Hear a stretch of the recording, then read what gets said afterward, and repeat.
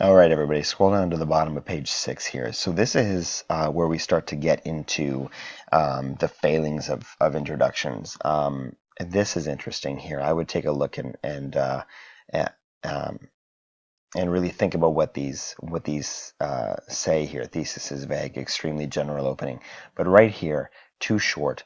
Um, the introduction shouldn't be, an eternity in terms of its length, but it also shouldn't be just 5 lines.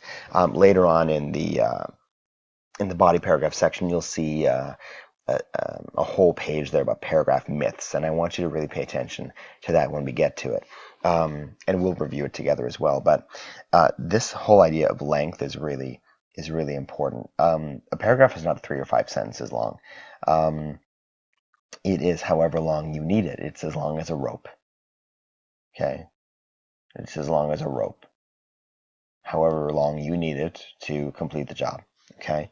And when we're in an essay, though, it's not 3 or 5 sentences. That's almost too short, especially for an introduction. You need to do too many things.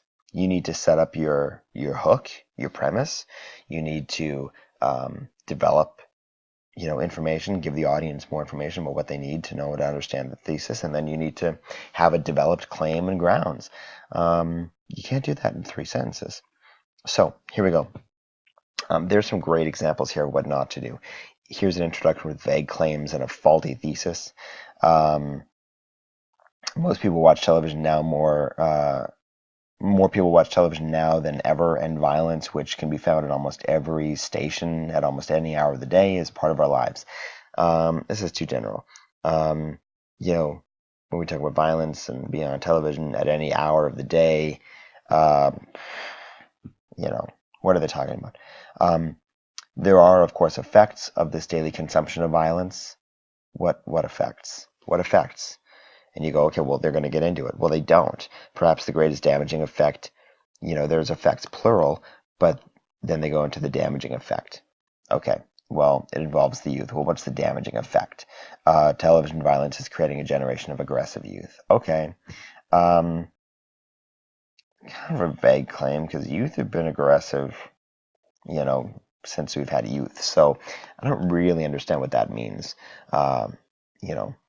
Here's an introduction with a focus claim, but few words to actually introduce the surprising thesis.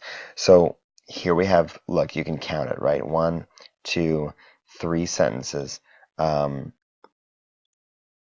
take care of this introduction. It's not long enough. Teenagers watch more violence on television than ever. Studies show that this causes aggressive behavior in teens. American Idol, not often thought as a violent programming, has deleterious effects on our youth. What? American Idol is violent? That's crazy. It's crazy talk. It's a reality show, but it's crazy. There's not enough there. We have kind of a shocking claim, which is interesting, but there's nothing to lead into it. Finally, this introduction here is a pretty good introduction, if I do say so myself. I didn't write it, but I'm saying so. Every time parents sit their children in front of the television, they push them further off the cliff of safety and stability. This is like a fiction writer's kind of tactic with its hook here. It is not, however, simply a question of violent programming. Look through, and I want you to see if you can just take a minute, pause the video, and look through and see if you can find the 3 parts: the hook, the developing information, and the claim.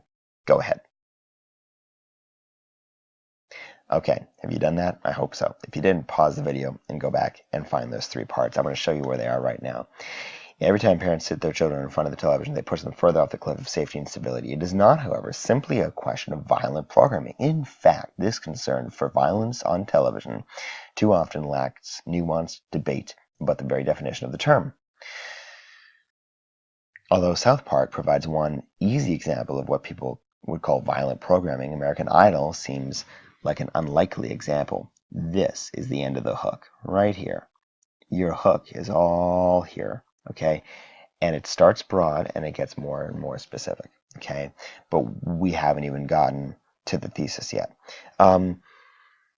Here's this developing information that I was talking about. This popular television show, part of the explosion of reality TV shows, typifies the invisible violence of our era. American Idol dramatizes not simply winning, but weekly examples of failure and loss. And the center of this drama is not Paula Abdul, Randy Jackson, or Ryan Seacrest. It is Simon Cowell, the show's bad guy, who provides the conflict serving up weekly doses of verbal abuse. This is giving the reader more information about the show and in particular its villain, American Simon Cowell, British guy Simon Cowell. So here's your developing information. It gives us more. If you haven't seen the show, you now know a little bit more about the show. The harsh and frequent heartless abuse, which in the press and the populace gets both vilified and also surprisingly praised as honest, provides a violent undercurrent to the celebration of voice. American Idol disguises its violent premise, but the undercurrent of violence is no less harmful to our youth, and it deserves to be classified as violent programming. This is the claim. This is the thesis. American Idol disguises its violent premise, but the undercurrent of violence is no less... Oh, sorry, actually. I made a mistake earlier. This is the thesis. So the background information, the developing information, actually ends here. Okay, so you have each of the parts here. There's the hook. There's the background information. And here's the thesis right here. Okay, right at the end. Okay, so here's what I want you guys to do. I want you guys to go and actually do these questions. I know, right? This is what, normal students in normal, traditional schools do. They do the reading response questions, but these will actually help you in developing your essay. First, describe the funnel method of an opening essay here, opening an essay here. Now, remind yourself what writers should try and do. These are your